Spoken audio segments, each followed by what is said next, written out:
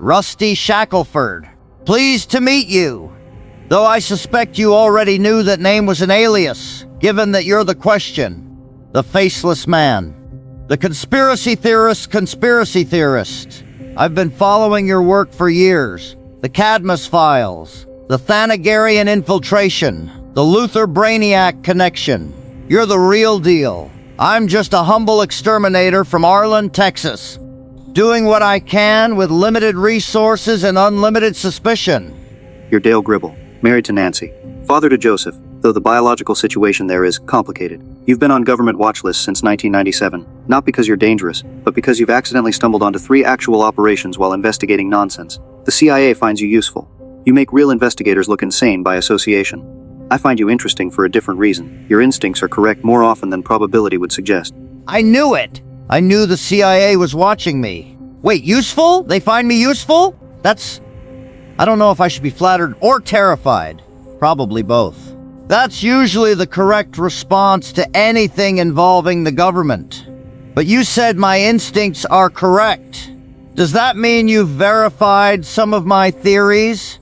Because I've got a board in my basement that connects the fluoride in the water supply to the Denver airport murals to the royal family's interest in organic farming. The fluoride conspiracy is partially correct for the wrong reasons. Mass medication without consent is a civil liberties issue, not a mind control scheme. The Denver airport is stranger than most people realize, but the tunnels are continuity of government infrastructure, not lizard people. The royal family's organic farming is just rich people hedging against the food system they profit from destroying. You see patterns. The problem is, you see patterns everywhere, so the real ones get lost in the noise. Okay, so teach me. Separate signal from noise. Because I've been doing this for 30 years, and I still can't tell which theories are real and which ones I made up during a pocket sand-induced haze. I thought the government was spying on everyone through their phones, and people called me crazy. Then Snowden happened. I thought the CIA was running drugs and people called me crazy. Then Gary Webb happened. I thought the FBI was infiltrating activist groups and people called me crazy. Then COINTELPRO documents got released. I'm right a lot. I just don't know which times. The difference between amateur and professional paranoia is evidence chains. You connect dots emotionally. You see 2 things that feel related and draw a line. I connect dots documentarily. Financial records, flight logs, corporate registrations. The pattern emerges from paper trails, not intuition. MK Ultra wasn't exposed through guesswork. It was exposed through FOIA requests that found the documents the CIA forgot to destroy. Operation Mockingbird wasn't confirmed through suspicion. It was confirmed through church committee testimony. The conspiracy is always documented somewhere. Your job is to find the document, not imagine the connection. But what about the stuff that doesn't leave documents?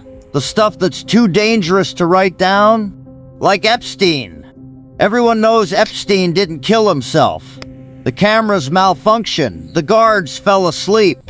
The most high-profile prisoner in federal custody somehow ends up dead in a way that benefits everyone who visited his island. There's no document that says we killed Epstein. But the absence of evidence is evidence of absence of a real investigation. Epstein is a perfect case study. The facts we know: he ran a sexual blackmail operation for decades with minimal interference from law enforcement. His first prosecution in 2008 resulted in a plea deal so lenient that the prosecutors apologized to his victims. Alexander Acosta, the prosecutor who approved that deal, said he was told to back off because Epstein belonged to intelligence. Acosta later became Secretary of Labor. Epstein's connections included Clinton, Trump, Prince Andrew, numerous CEOs, academics, and politicians. The flight logs are public. The names are known. What's not known is who was being blackmailed and for what. That's the document that doesn't exist, or exists in a vault somewhere, ensuring ongoing compliance. The flight logs. Lolita Express. I've read them so many times I dream about tail numbers. Bill Clinton, 26 flights. But he said he only took 4. Trump banned Epstein from Mar-a-Lago, but only after Epstein hit on a member's daughter. Not because of, the trafficking. These people all knew. They all partied together. And then when it came out, they all pretended they'd never met the guy. Like that photo of Prince Andrew with Virginia Giuffre just... What? Photoshopped itself into existence? The cover-up isn't even hidden. It's just brazen. They're daring us to do something about it. The Brezens is the point. When consequences never arrive, impunity becomes the message. The redacted files from the Epstein case contain names that prosecutors decided were not relevant to the charges. Relevance in this context means powerful enough to make prosecution difficult. The Maxwell trial should have been an unveiling. Instead, it was a carefully contained event. She was convicted of trafficking girls to nobody in particular. The clients were legally irrelevant. The system that protected Epstein while he was alive protected his clients after he died. This is not conspiracy theory. This is documented legal strategy. And this connects to everything else. Because Epstein wasn't unique. He was a model, a franchisee. The intelligence agencies have been running sexual blackmail operations since Hoover was collecting files on everyone in Washington. The Brownstone operations in the 1980s. The Franklin scandal that everyone pretends didn't happen. Craig Spence bringing male prostitutes on midnight tours of the White House. This got reported in the Washington Times in 1989.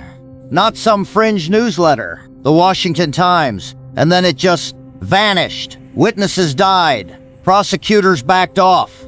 The story became a discredited conspiracy theory through repetition, not refutation. The Franklin case is instructive. A credit union in Nebraska was being used to launder money. The investigation led to allegations of child trafficking connected to Republican fundraiser Lawrence King. Victims testified some went to prison for perjury when powerful people contradicted their accounts. Gary Caradori, the investigator, died in a plane crash while carrying evidence. The official conclusion: pilot error. The case closed. The pattern is consistent. Investigations that reach too high get terminated. Investigators who push too far have accidents. This isn't speculation. Okay, so let's talk about the one that got me labeled a total nut job. Pizzagate. Now, before you dismiss me, I know the specific claims about the restaurant were wrong. No basement. No children. The shooter who showed up was either crazy or a plant to discredit the whole thing. But the underlying questions were never answered. Why were Podesta's emails full of weird language that matched known FBI-identified code words? Why did James Alefantis, a pizza shop owner, make GQ's list of the most powerful people in Washington? Why were the Instagram posts so bizarre before they got deleted? The investigation got killed by focusing on the wrong location. The questions underneath never got addressed. The mistake with Pizzagate was premature specificity. The emails were strange. The language patterns did match documented code systems. The social network surrounding Alefantis connected to people with troubling histories. But instead of documenting connections and following money, amateur investigators fixated on a specific building and made claims that could be easily disproven. This discredited the underlying pattern recognition. A professional approach would have mapped the network, traced the finances, documented the relationships, and waited until the evidence pointed to a specific crime.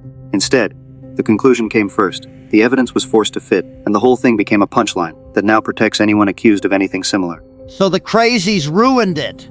Or the crazies were inserted to ruin it. Because that's a thing too, right? COINTELPRO didn't just surveil activists. It infiltrated them. Put in provocateurs who would suggest violence, commit crimes, make the whole movement look dangerous. Operation Mockingbird put CIA assets in newsrooms to shape coverage. Why wouldn't they do the same thing with conspiracy communities? Put in the most insane voices to make the sane questions impossible to ask. Every time I go online to research something real, I'm surrounded by flat earthers and lizard people believers. Almost like they're placed there to make me look crazy by association. Counterintelligence 101. If you can't suppress information, you poison the well. Surround truth with nonsense until they become indistinguishable. The term conspiracy theory itself was weaponized after the JFK assassination. CIA document 1035-960, released through FOIA, specifically instructed media assets to use the term to discredit anyone questioning the Warren Commission. This is not speculation. This is documented strategy. The goal was not to prove the official story correct. The goal was to make questioning it socially costly. 50 years later, the term still works exactly as designed. JFK, the big one. The one that broke something in this country that never got fixed. Oswald acted alone from the 6th floor with a bolt-action rifle, making shots that expert marksmen couldn't replicate under test conditions, while the motorcade route was changed at the last minute, while Secret Service protection was reduced, while Jack Ruby, a nightclub owner with mob connections, somehow got close enough to shoot Oswald in the basement of a police station on live television. And we're supposed to believe this was all coincidence. Just a lone nut who got killed by another lone nut before he could talk. The Warren Commission was designed to reach a conclusion, not conduct an investigation. Alan Dulles, the CIA director Kennedy had fired after the Bay of Pigs, sat on the commission. The CIA withheld information about their own operations involving Oswald. The FBI destroyed evidence. The autopsy was irregular. The single bullet theory requires physics that physicists question. And the files that were supposed to be released in 2017 got delayed again. 60 years later, the government still claims national security requires secrecy about a dead president, a dead assassin, and a dead nightclub owner. What national security interest survives 60 years unless the secret being protected is still operational? The same networks that killed Kennedy are still running. Not the same people. The same systems. The intelligence community that decided a president could be removed if he threatened their interests. The media apparatus that enforces official narratives. The classification system that hides crimes under national security. It's not a conspiracy. It's an infrastructure. And it maintains itself across generations because each generation of participants depends on it. You expose the old crimes. You threaten the current structure. So the files stay sealed. The questions stay unanswered. And people like me get called crazy for noticing. You're not crazy, Dale. You're undisciplined. There's a difference. A crazy person sees patterns that don't exist. You see patterns that do exist, then connect them to patterns that don't, and the whole thing collapses into noise. But your instincts are correct. The surveillance state is real. The blackmail operations are real. The manipulation of information is real. The networks that protect powerful criminals while prosecuting powerless ones are real. You've been stumbling around in the dark for 30 years, and you've touched more truth than most people with security clearances. What you need isn't more theories, it's discipline, evidence chains, documentation. The ability to prove what you know instead of just knowing it.